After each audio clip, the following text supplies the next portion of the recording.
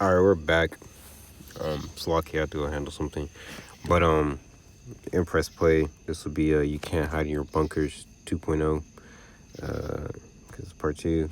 I probably won't go for that long. It's about 2 o'clock in the morning. But Lord willing, it will be edifying.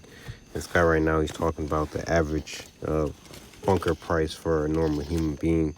I might rewind it just a couple seconds, you know, and go from there. Which I recorded this video and didn't save, so it is what it is. I'm trying to redo it and try to get through it. So here we are. Shelters, and I'm supplying all the parts to them. Brilliant. I noticed that you make a lot of bomb shelters for the mega millionaires and the billionaires, but is this more of the affordable everyday man's? This is the everyday man shelter. Here, let me show you one. It's right here. I didn't open my business to service billionaires and millionaires. I opened my business to make those culvert shelters like that one right there for people like me, because I wanted one. So I started making those round culvert shelters, and then I started making these square ones because these can go underneath the house, okay? And then I got the idea of mass producing one that everybody could afford, that I eliminate the labor out of. This is my level 1 shelter, my least best design of the shelters, but it's also the least expensive. When you get into my bigger bunkers, they basically are EMP proof. They're a level 4 bunker, basically with up to 1 to 2 meters thick of concrete around them. How were you able to test this concept and make sure that it could survive nuclear fallout? What's protecting you from nuclear fallout is not the shelter itself, but the amount of earth between you and the surface. As long as that hole's 3 feet deep and you have enough 90-degree turns in there, you could crawl underground and survive nuclear fallout in there. Can your bunker survive a nuclear bomb? It depends its proximity to the bomb. I mean, if the bunker's buried in the ground and it is a ground burst which hits the ground, no bunker in the world can survive, because it's going to leave a crater 300 foot deep and probably 600 to 900 feet wide. They are designed to survive nuclear fallout, any kind of chemical attacks or chemical event that would be caused from nuclear warfare. They're designed to survive any kind of biological attack or any kind of biological situation. So let's say some country develops a plague that's airborne. You got to go into an airtight environment. That's what I build. You got to know your science to be able to build these. Which this guy, okay, he doesn't even fully understand the Lord is simply using him, okay, to just accomplish prophecy, man. Okay, Yahweh is just using him, okay, to accomplish prophecy. Yahweh Shema Shai, simply using this guy. His name is Ron Hubbard, by the way, which I went in my last video, that the leader, or I guess the creator of Scientology, his name is Ron L. Hubbard. Okay, so what a play on words that is. Which y'all understand that Scientology is fucking Satanism. Okay, and it's nothing more than a fucking damn Freemasonic freak-off temple over there. But anywho, so I'm gonna grab Revelation 6 chapter.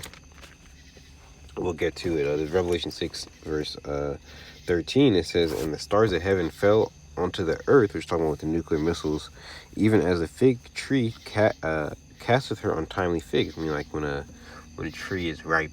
Okay, when she is shaken of a mighty wind. Okay, so shaking of mighty wind is talking about what basically the blast from the nuclear missile. Okay,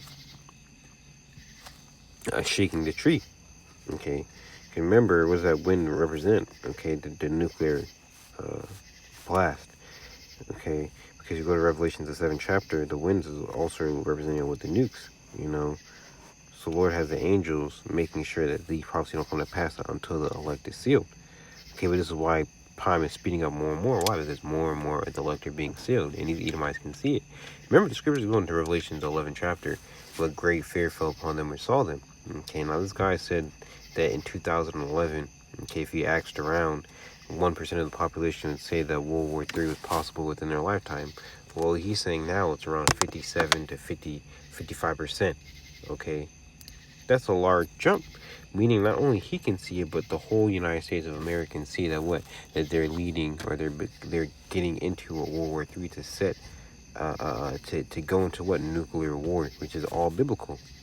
Remember, this guy said he got this idea in 2011. Well, that was basically one of the, I believe the apostles came on YouTube in 2007 maybe. I can't remember the correct year. Okay, but a lot of the Great Awakening was also happening in the year 2011. This guy probably came across some videos and it scared the shit out of him. He probably found out he was an Edomite, and he finally, probably found out so on and so forth. Oh my goodness, this Halo Santo just went crazy. He probably found out that he was an Edomite, and he was like, damn, how can I escape this judgment? So he started fucking probably making the nuclear bombs, man. Or he was probably pulled to the side out of his physics classes, because the guy said he has like a master in whatever, all physics and shit, okay, and Esau probably gave him the funds to start this business to make nuclear bomb shells, man, And the heavens, Revelation 6 verse 14, the heavens departed as a scroll, is talking about what, the mushroom cloud, when it was rolled together, and every mountain and island were moved out of their places. Because the work of the Lord, when it happens, nuclear destruction, okay, when it hits Babylon the Great, it's going to, in other parts of the earth, it's going to, in Israel, for sure, Israel and America are going to get hit for sure. It's going to shake the fucking earth. The scriptures say the earth reeled to and fro like a drunkard, so it's going to cause the tectonic plates to go off, okay, fucking damn earthquakes fucking up the whole earth, okay, as nuclear attack is going on. It's going to be crazy, bro. It's going to be horrific. It's going to be horrific.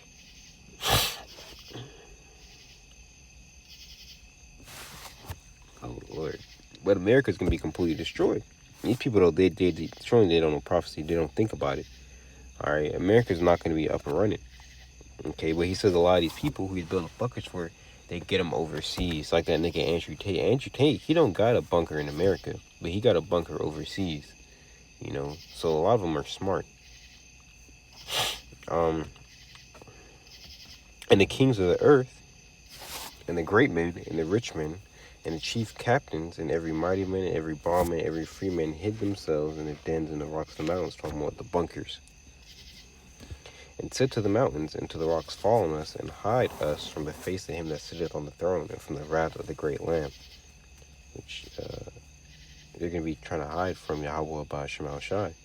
But you see, Yahweh Shem Shai, he's a father of spirits. He knows exactly what you niggas, and he's coming back to serve you, specifically, Esau. So you buy these bunkers, you think you're hiding from Yahweh Shem Shai. That's just not the case, bro. That's just not the case. Okay, you see, the Lord's going to make a speedy riddance of you Edomites, man. And you're all going to go into hardcore slavery from these bunkers. These same exact bunkers, see, everything's working for the children of Israel. These same exact bunkers that you're building, okay, and you are trying to hide in, the same exact bunkers you're going to be dragged out of and put into slavery. Out of, man, Work here, you got to have a PhD or a master's. You got to understand the structural part of how deep you got to be. You got to understand the physics of the slap from the wave. The science comes in of understanding how the radiation will affect you and your body. So if you put it together, that team can make underground nuclear bomb shelters.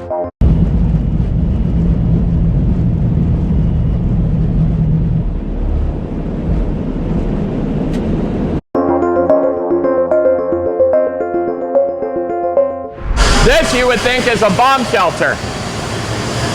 It's big enough, but it's actually just the engine room to a bomb shelter. See, when you see the bunkers, the living quarters, that's just the living quarters. This is where the diesel generator goes. That middle room is for batteries.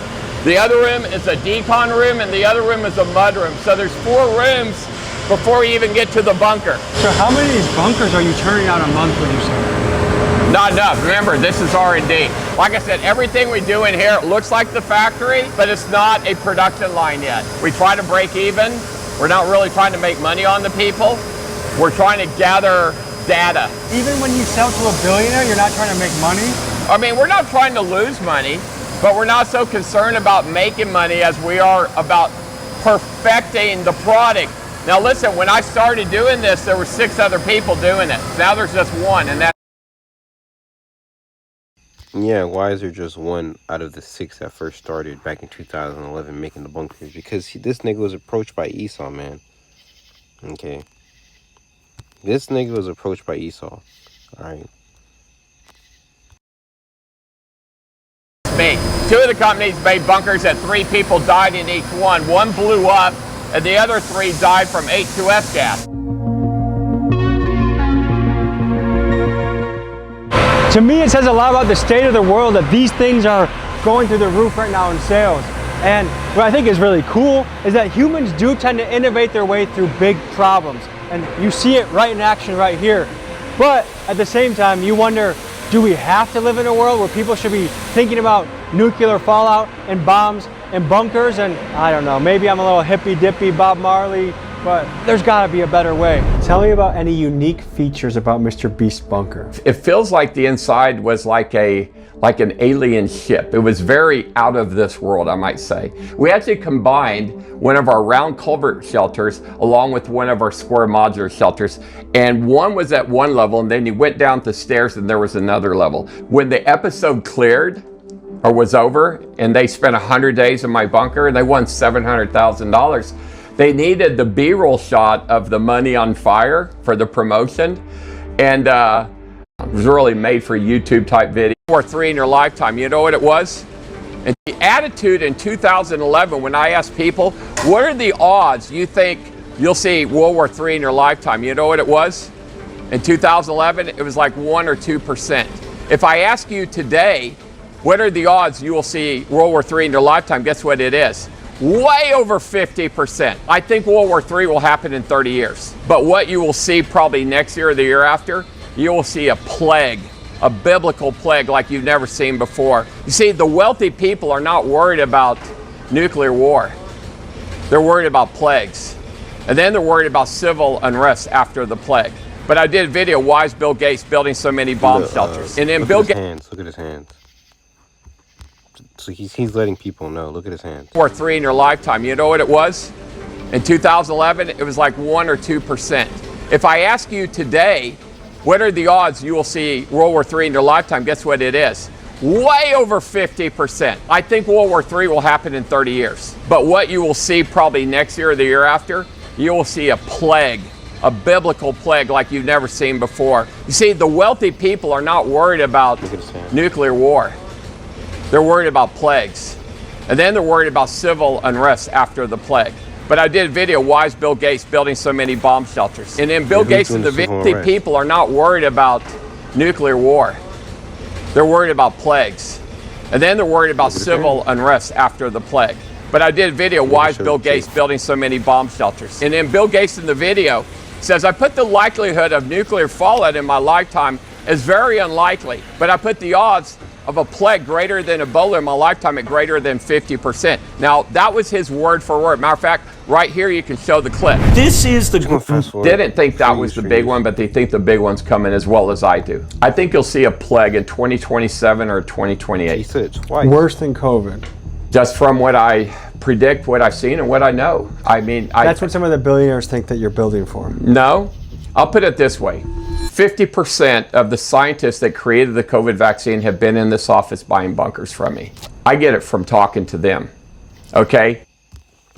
So over 50% of people who were involved with building the C-19 vaccine are buying bunkers now. Why? For one, they're juiced in, okay? For two, they know that the elites are about to drop something that's about to be fucking huge, man.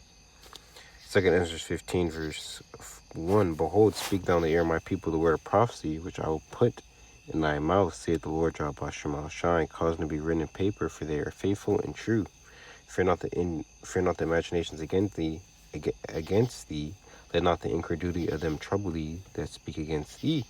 For all the unfaithful shall die in their unfaithfulness. Yeah, earlier on in the conversation with the dude, he said that in 2011, it was less than 1% of people believe that World War III would happen in their lifetime. And nigga had the nerve to say 30 years. Of course, you want to say 30 years because you're making billionaire bucks, buddy. Okay? Someone who's struggling, they're not gonna fucking say 30 years. They don't even want fucking 30 days in this bitch. I don't even want to be here for 30 more seconds. This place is horrible. Alright? Damn. Continue on going. Alright. That goes into what the incredulity, unbelief of these people, but now they're actually able to see it. So now they're buying bunkers and they're scared shitless. Alright, and fulfilling prophecy. Revelations 11 verse 14. The second will is past, and behold, the third will cometh quickly. And best believe it is coming very quickly, but that comes with what? The plagues of Yahweh Bashmal Shai. And that main plague being with the missiles. Okay, so let me grab this right quick. This is the book of 2 Ezra 15 verse 11. But I will bring them with a mighty hand and a stretched out arm, and will smite Egypt with plagues as before, and will destroy all the land thereof. And sickness was one of the plagues. Okay. Darkness. This guy was talking about the EMP attack. Some of his bunkers are EMP attack proof because it's so far down in the ground. Come on, man. 12. Egypt shall mourn, and the foundations of it shall be smitten with the plague and punishment that Yahweh Shemal Shai shall bring upon it. Okay. Read that one more time. Revelations, 2 Ezra 15 verse 12. Egypt shall mourn, and the foundation shall be smitten with plagues and punishment that Yahweh Shemal Shai shall bring upon it. So the plagues and punishment are coming upon Babylon the Great. And this guy, he knows it. Okay? He knows it. This is coming from the people who created the COVID vaccine, coming now to get bunkers for the future of what they think is coming. You can tell these boys are working hard. They got their toolbox. They got their Zin. These guys are fired up. They're ready to work. You guys are making bunkers for millionaires and billionaires. What does it make you feel like is coming in the world? I feel like, I don't know, I like the crap out of it. I've been here for like 3 years, and like, dude, it's awesome. Everything that, yeah, he's been here longer than I have, but every day it's something new. It's like something custom. You get to meet people that are prepping for, you know, like real life stuff that happens out in the world. So it's kind of crazy, you know, what's going on. It's crazy stuff, and I've been paying attention to what's going on. Like I said, I've been watching videos and been paying attention to independent media, and I would say the need for one is imminent.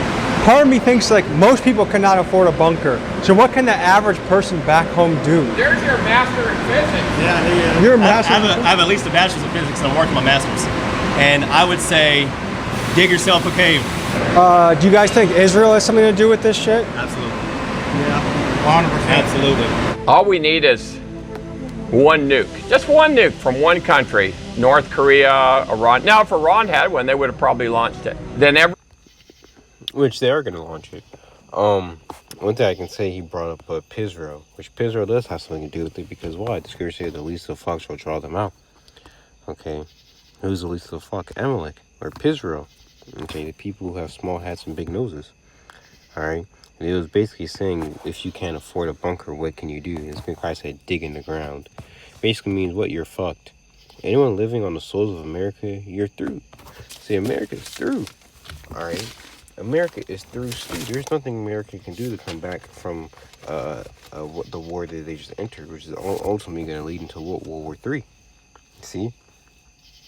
This is the book of Isaiah 13, verse 19. In Babylon, the glory of kingdoms, the beauty of the Chaldees, excellency shall be as when Yahweh Bashar Shai overthrew Sodom and Gomorrah.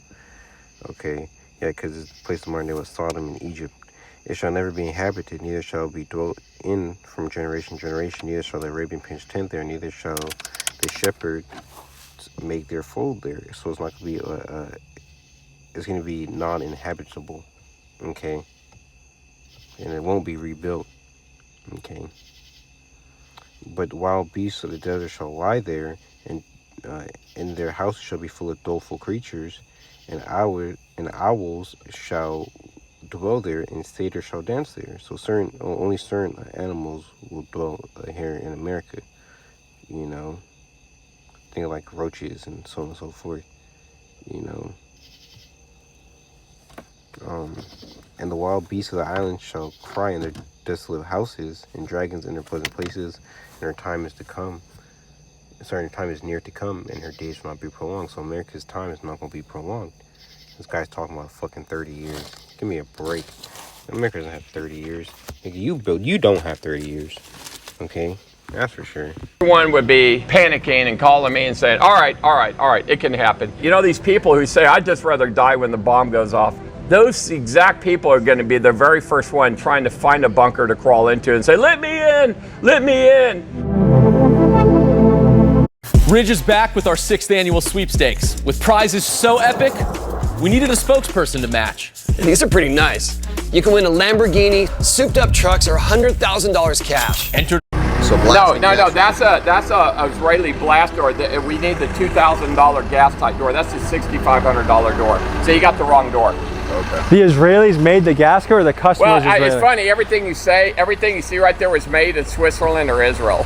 We don't make this in America. See, there's no demand for the items that you see right here because bomb shelters are not an everyday way of life. Where you go to Israel, every house and every apartment has a bomb shelter, and in Switzerland, every house and every building has a bomb shelter. So they have demand that's built in because the building code states so. So I'm working on changing the building code.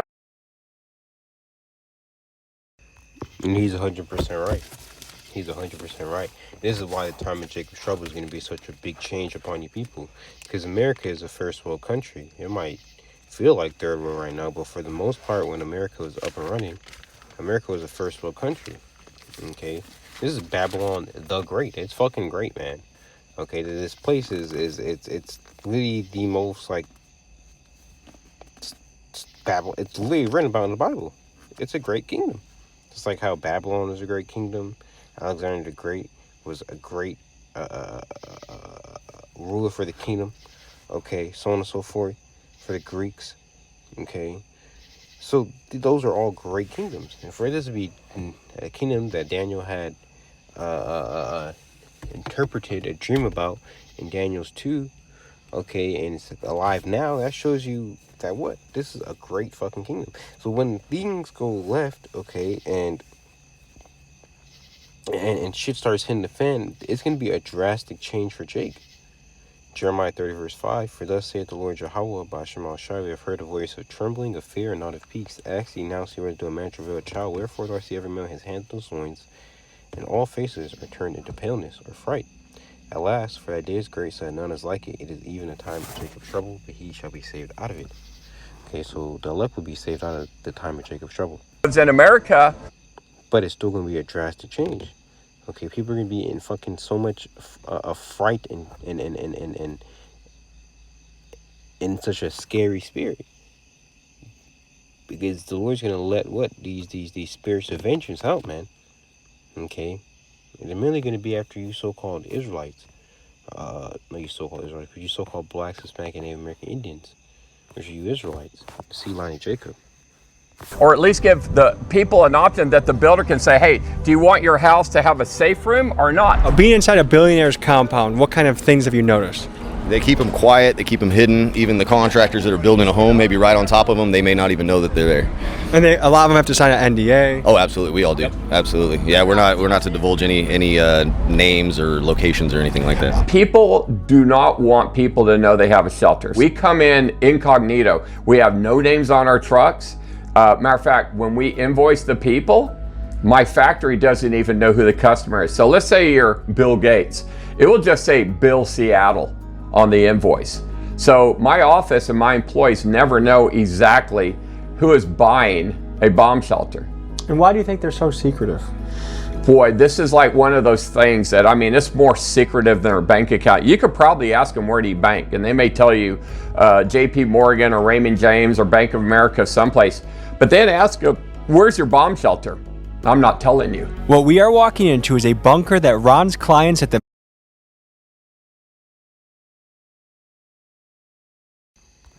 Alright, so I'm gonna grab one more and then I'll be out of here because it's 2 o'clock and I work in the a.m. So this is the book of Isaiah 24, verse 21. It shall come to pass in that day that the Lord Yahweh shall punish the hosts of the high ones that are on high, talking about the elites, and the kings of the earth upon the earth, so the elites, right? and we're going to make slaves of them. It says, and they shall be gathered together as prisoners are gathered in the pit. And what is that pit? It's like, where they going to be gathered from and gathered together out of? The bunkers. We read in Revelation, the 6th chapter. Okay, what they're going to be hiding, okay, in the cliffs, you know, in the rocks and in the mountains. And shall be shut up in the prisons, and after many days shall be visited. Okay, yes. You know, and you're going to be what? Men of continual employment. Okay, but I think you all can get the gist of the video. Now, what I would say is go check out this guy's page for this video. Free use. His name is Tommy G. McGee. He has another video in there I'm going to do, Lord willing, tomorrow. But yeah, it's some pretty good information in here. And Lord willing, this video is edifying. With say Shalom and call Hello Yahweh Baha Shem Yahweh Shai Baha Shem Rakakadash. And Lord willing, this video is edifying. Lord willing, you enjoyed it. Shalom, shalom.